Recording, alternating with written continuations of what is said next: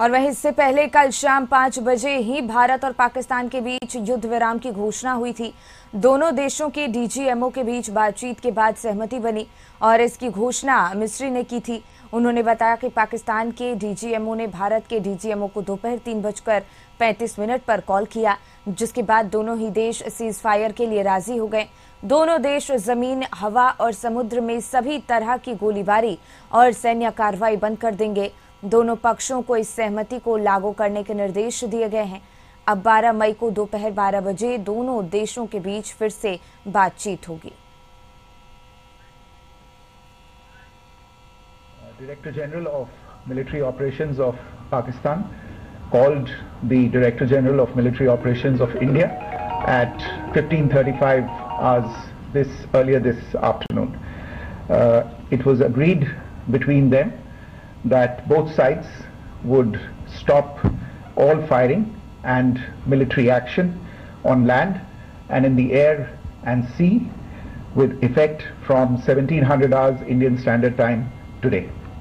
Instructions have been given on both sides to give effect to this understanding.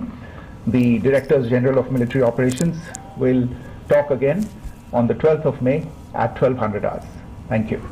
The Director General of Military Operations.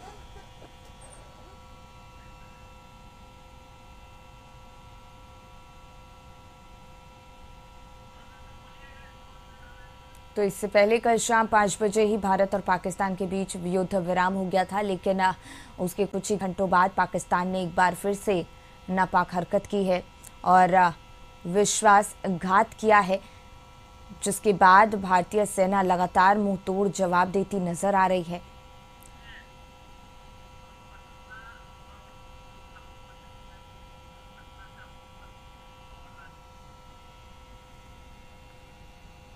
इसी पे और ज्यादा जानकारी लिए पटना से आशुतोष और रांची से संदीप हमारे सहयोगी जुड़ गए हैं।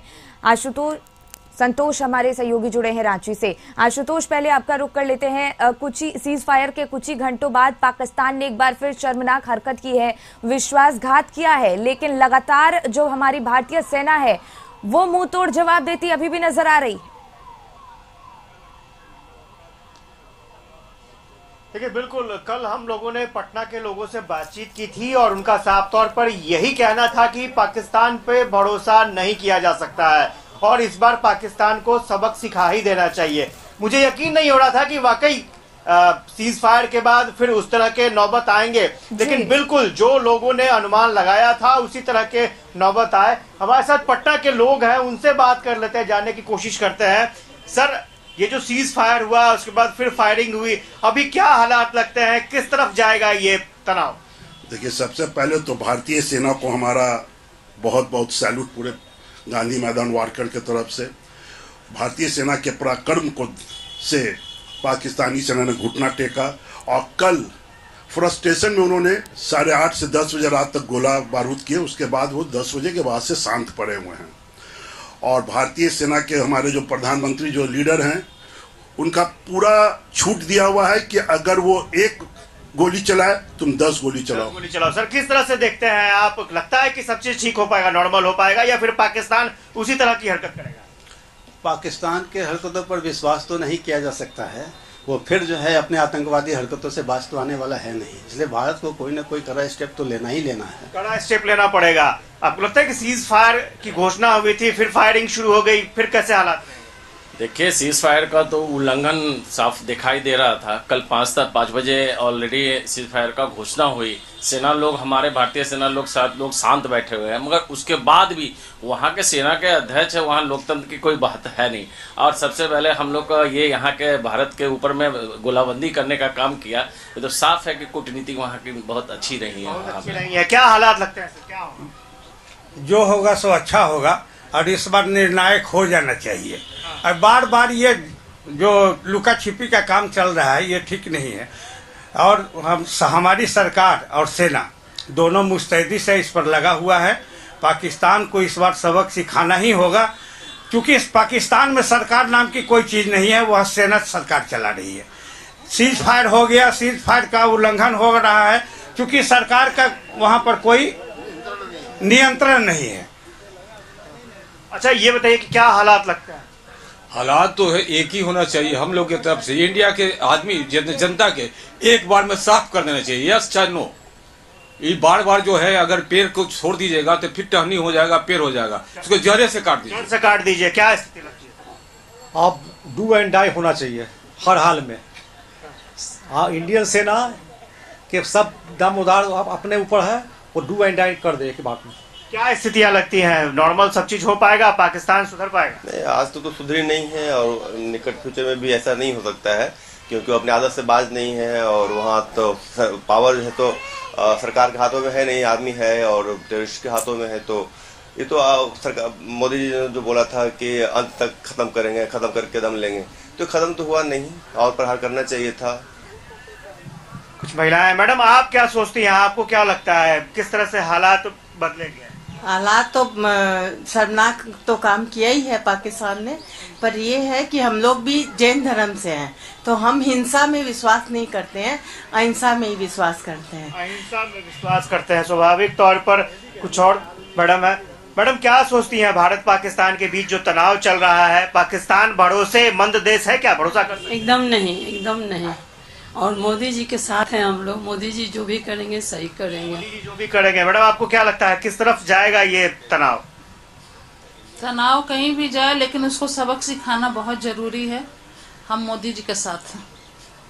तो आपने देखा कि एक सुर में जितने यहाँ पर लोग हैं, और दूसरी तस्वीर हम दिखाना चाहेंगे कि रामकृपाल यादव आ रहे हैं, पूर्व केंद्रीय मंत्री, उनसे भी जान लेंगे क्योंकि वो बीजेपी के बड़े नेता हैं, केंद्रीय मंत्री रह चुके हैं, वो क्या सोचते हैं तो वो भी बहुत आवश्यक है। और जो पब्लिक थी, पब्लिक ने साफ तौर पर ये मान लिया कि पाकिस्तान से सख्ती से निपटना चाहिए, पाकिस्तान इतनी आसानी से सुधरने वाला नहीं।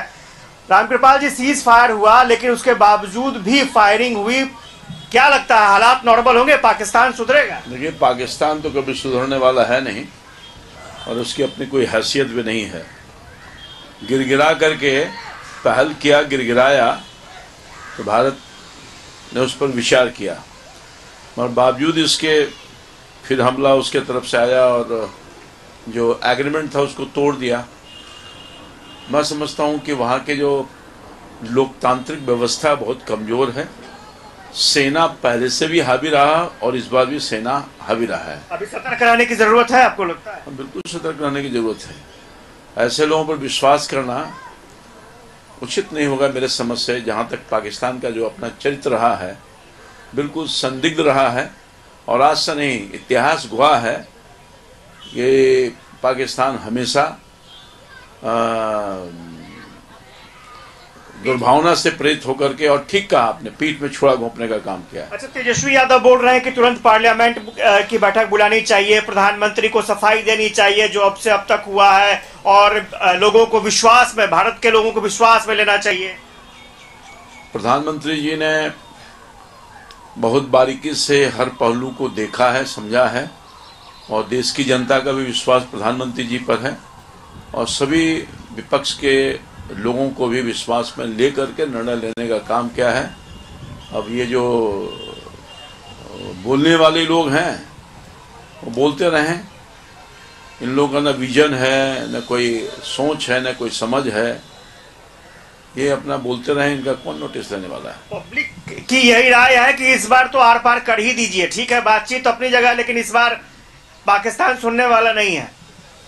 हिंदुस्तान एक लोकतांत्रिक व्यवस्था है और अमन शांति की पॉलिसी आज़ादी के बाद से ही भारत की रही है, और अमन शांति पर विश्वास करने वाले लोग हैं, और हम लोग कोशिश करते हैं कि अपने तरफ से अमन शांति बरकरार रखें। मगर हिंदुस्तान, पाकिस्तान, और पाकिस्तान जो है ख़ास तौर पर जो विचारधारा से ओतप्रोत है और जो विचारधारा को लेकर चलते रहने का काम क्या है, कभी इस पर विश्वास नहीं किया जा सकता। और मैं समझता हूँ कि पूरी कोशिश है सरकार के तरफ से कि हम अमन पसंद लोग हैं, मगर हमें कि छेड़ेगा तो हम छोड़ेंगे नहीं। निश्चित तौर पर करारा जवाब पहले भी मिला है और इस बार भी मिला है, फिर मिलेगा। धन्यवाद। तो रामकृपाल यादव थे और इन्होंने साफ तौर पर कहा ठीक है, हम लोग अमन पसंद हैं, लेकिन जब जब हमें छेड़ा जाएगा हम लोग छोड़ेंगे नहीं। तो ये पब्लिक का रिएक्शन था, जो पॉलिटिशियन है उनका रिएक्शन है, आपने देखा। और अभी भी पब्लिक काफी अग्रेसिव है। पब्लिक को ये लगता है कि पाकिस्तान सुधरने वाला नहीं है, बेहतर सबक सिखाने की जरूरत है। देखते हैं आगे क्या होता है।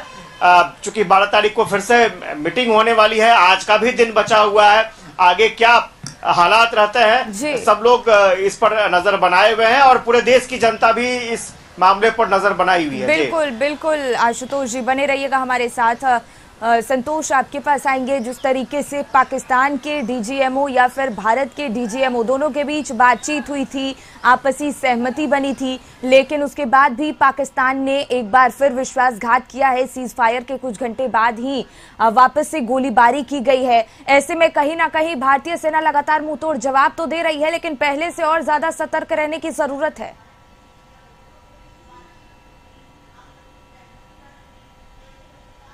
देखिए, लगातार जिस तरह से सीज फायर जब उल्लंघन मामले में या जिस तरह से पाकिस्तान की हरकत मामले में जब विश्व पर गिड़गिड़ाने लगा, उसके बाद सीज फायर रोकने की बात उन्होंने कहा कि फायरिंग हम नहीं करेंगे, जो सीज फायर का उसका उल्लंघन नहीं करेंगे। लेकिन पाकिस्तान का चाल और चरित्र हमेशा ऐसा ही रहा है कि कहता कुछ है और करता कुछ है, क्योंकि सेना और जो राजनीतिक दल, क्योंकि वहां का जो राजनीतिक दल है दोनों में आपसी तालमेल नहीं है। जब एक तरफ से जहां विश्व पटल पर उन्होंने कहा कि हम अब किसी तरह से सीज फायर नहीं करेंगे, गड़बड़ाहट में ऐसा बात उन्होंने कहा, लेकिन जिस तरह से 5 बजे सीज फायर का विराम लग गया था, उसके बाद भी वो उल्लंघन करना शुरू कर गया।